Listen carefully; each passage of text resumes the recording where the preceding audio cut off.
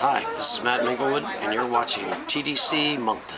Hey folks, it's Nick from TDC Moncton and the host of Cigare&Whiskey on CFBO Radio. I've got with me a man who's made his mark for many years. He's 68 years young. And he's right in front of us. His Minglewood name actually tends to match with a lot of things that go country, blues, rock and roll. But he's a fabulous man, and you're going to see his face right now. Well, not that it was fabulous until you turned that camera around. Now, Matt, just a quick review, because upstairs you were actually taking the time to tell us certain tidbits that many people probably don't know. Based on the research that I found off the internet, your bio and everything else, you were born Roy Alexander Batherson. Batherson, that's it. January 31st, 1947. Mm-hmm. That's why, folks, he's 68 years young. My father's 69. He's old. No, not at all. Shortly after being born in Moncton, your family decided to move to North Sydney, Nova Scotia. My parents are from Cape Breton. They are. Father came up here to work in the CN shops, to train in the CN shops. And then once he was finished here, and went back to, and he got posted in North Sydney. Oh, that's a good posting. My understanding is that your musical training started at the age of 4 when you sang for a Scottish, not a festival, it was a concert of sorts. A local concert at a church hall, and Gaelic concert, Scottish, because my heritage is Scottish, and my grandfather was a fiddle player, and he taught me these songs phonetically. I didn't know English at the time, let alone Gaelic. And he taught me how to sing these songs.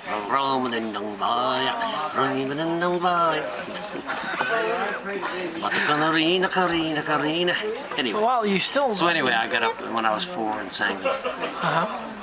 That was my first gig. That was your first gig. The second gig, based on the timelines that are traced on the internet, are quite interesting. At the age of 6, you started learning fiddle. Fiddle, I played. Mostly because of your grandfather actually giving you kind of a spark, because he played the guy that fiddle. taught me how to sing those songs. And he was playing the fiddle My parents, too. that's all they listened to they were all friends with all the great fiddle players and Buddy McMaster and all of them. And so they were friends with those people. So they grew up with Celtic, Scottish music. At the age of 6, you decided to past your fiddle lessons. At 8, you learned the piano. Well, the fiddle, the Professor Jim was a violin fiddle instructor. He played piano to accompany me, and I kind of liked the piano. So I gave up the fiddle to play hockey. Really, it was peer pressure with all my friends were playing hockey, and so then I just my mother got a piano for me, and we had a piano in the house, and I just tinkered with that. And then in your teens, you decided to finally take up the guitar. Yes, somebody showed me a few chords on a guitar, acoustic guitar, and gave me one, and the rest is history. Now, I know that you're pretty much involved in the Nova Scotia music history as it stands, because your first band was Rockin' Saints, where you played the organ and the rhythm guitar. Yes. The second band was actually a band called the Pepper Tree. Nope. My second band was Was it? Matt Minglewood. It was Sam Moon, Matt Minglewood, and Universal Power. Okay, so that was the second band. Yeah, and then we sort of we kind of parted ways for a little while, and I got in a band because there was already an established band called Pepper Tree who had a single out and a record contract and everything. And okay. they wanted a frontman singer, and I was like an organ player who sang, rhythm guitar player who sang. They wanted me out front, and they didn't want me. They already had an organ player, and they didn't want me. So they wanted you as a vocalist. Just a vocalist, like out front, like a Mick Jagger. That didn't work. Well, without falling Then off. I went to another band called Cold Duck, and then I got back with Sam Moon, and we became the Moon Minglewood band. Uh-huh. And then we did a few years then, toured across the country. And I know that eventually in the 70s, Moon left the band and it became the Matt Minglewood Yes. band. Officially. Now, I know that your bassist is recent. Are the other members part of the band since you've been playing? Oh, the original guys are, well, a lot of them are not with us anymore. And the different configurations, Okay. different reasons. Everybody went different directions, and so. Well, that's the way It's no bands big, go. yeah, I mean, I respect them all. The drummer's been with me quite a while now, 10 or 15 years. The keyboard player has been, 4 or 5, and the bassist, Emily, she's pretty much brand new. Okay, now currently the band members' names are, I know the keyboardist is Steven, the first name? No, Jeff Stapleton. Okay, Jeff Stapleton. The drummer's name? Moon McGuinness. Moon McGuinness. And your bassist? Emily Dingwall. Yeah, and she's one crack bassist. Yeah, she's great. Great singer. You have your own record label still? Norton Labels? Yep. Norton Records, I should say. In fact, the Driving Wheel album was recorded. Yes, it was on that, yeah. You also did a stint with the Legends of the NHL at one point because of your hockey passion. I got asked to do it. Actually, people involved asked Bruce Guthrow to do it, but Bruce doesn't play hockey. So he said, but I know a guy. So anyway, I ended up doing, just singing the national anthem and singing some songs during, in between periods and stuff. And myself and Brian Trottier would do a couple of songs on the ice and stuff, acoustic guitars. It was great fun. And to play with all those, because I love hockey and I'm a hockey nut, and to play with all those guys real hockey players, it was a thrill for me. Great fun. I was a pro hockey player. Well, I'm happy you actually Right had across the the chance. country. Pro hockey player. How long did it last? Well, I did 4 or 5 games down the Maritimes, and then they asked me to do the cross Canada one. So Okay, so we flew everywhere. almost a year. No, it wasn't that long. Well, if you look at the hockey season, it's almost 9 months. I know, but them guys, they play 20 games in 23 days. They just Wow, okay, they're so all it's all over the fundraiser place. things, right? I mean, Okay. I think we had one recently with Bubbles from the Trailer Park Boys. yeah. Congratulations, by the way, for your awards from the Maple Leaf Blues. Maple Blues Awards. Yes. You won the Entertainer of the Year in January 2013. Yep. And also in that same year, you were given the Dan Aykroyd Lifetime Achievement Award. No, that was that year. A few years before, I got the Entertainment of the Year award.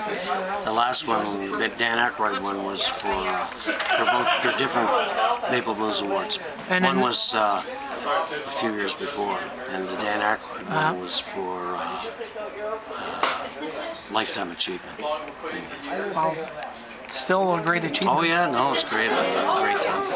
Now, I apologize that you lost to many great bands. I don't even know any of the bands that were put against you for the Junos in the 80s. I 1980, think Street Heart. I was Street Heart won. invited. I was up for Best New Artist, and Street Heart won it. Yep, They most beat me promising out, group though. of the year. Buggers. Yeah, that was the most promising. Yeah, and you were in the same category. FM was there, the Rays and Tees. Yep. I was in the loser category. Can't be a loser. Not with the energy you put No, upstairs. it's all good. Now I know that you've got 11 albums currently, with the last one being in 2000, around the 2004. My Stories or Stories. Story.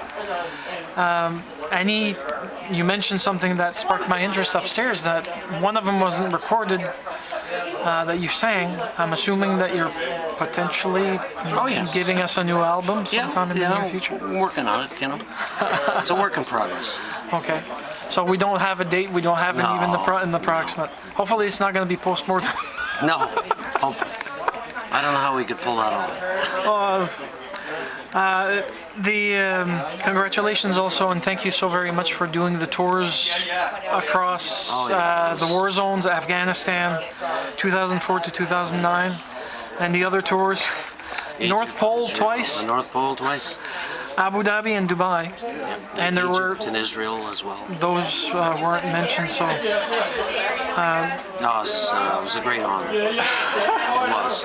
now I understand that you've given up the touring life some time ago because you prefer to play once in a while, go out to a venue to show that you're still alive. I don't get in a bus or a van and drive across the country anymore. No, you did that before. I did that. Too many years of that, and I just can't do it. Now, you and Barbara have been married for how long now? 42 years. See, folks, a musician dedicated to his wife, who is his current manager, because your beginning partner that you had that was managing your band suddenly decided to go to Toronto. He was trying to push you, trying to convince you to move to Toronto. Yes, that was Brian Ferryman and some other people too. Actually, before that, Doug Kirby. They thought that I should live in Toronto, but I couldn't do it. I'm happy you didn't. Well, because my kids, I grew up in Cape Breton, and I wanted my kids to grow up there too. So, it may have hurt me in the end, but in the long run, I don't think it did. Well, I don't think it ever hurt you. Some people would say it did, but an artist does what they want to do because they feel that it's right for them. Yeah. And well, I not the never other way really, around. to be honest with you, I never wanted to be, and a lot of people will disagree with you maybe, or with me. I never wanted to be a rock star. I just wanted to make records and be in the music business. I wanted to be a musician that played and had a career doing it, and that's for me. That's success. I don't care. I don't need to be the Rolling Stones. Well, for us, you are. But you're a down-to-earth version because they can easily talk with you. You live in Glace Bay now because during one particular tour, your wife decided to pack the family. I think this was probably planned, but the way they write it, it's almost as if she decided to uproot while you were gone. Oh no, our first house was in Sydney Mines, which is only like 30 minutes away from Glace Bay. There you go. But she grew up in Glace Bay. So you've decided we bought a house in Sydney Mines because the price was right, and it was our first home. And I went on a tour for 3 months, and actually we were there for a year or so. But I went on a 3-month tour, and she decided she didn't have any friends in Sydney Mines. She had one friend in Sydney Mines, so the family was in Glace Bay. I was on the road all the time. We had 2 little kids, and so I left living in Sydney Mines and came back living in Glace Bay, and she did the whole move. Wow! Well, congratulations on having such a strong wife and a strong relationship. Absolutely. Really, if it wasn't for her,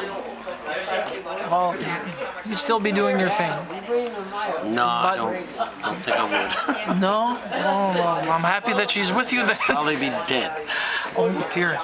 Now, throughout your career, illustrious career to say the least, you've had some odd experiences, some good, some bad. One particular festival, which I don't have the name, was headlining the Eagles with you and a bunch of other people. And for some odd reason, the Eagles had their own little section. Oh, yes. And you guys couldn't even talk with them. So that was in Newfoundland the year before last. So 2014? Yeah. It wasn't a good experience. We had a great time. Us Canadian bands were all in one. We had our little circle of wagons. We all had our own trailers. We had a compound, a common area, and Tragically Hip and Blue Rodeo and Johnny Reed and myself, and we had a great time. But the Eagles were over there, They didn't want to be bothered. Go figure. Now with that, when you were starting up past 76 and 79, RCA Records offered you a deal, but something happened and they decided to renege on it. So that was somewhat of a... No, I was with RCA. I had most of my success with RCA. Can't you see, right? Yes, all that was on. That was all on RCA.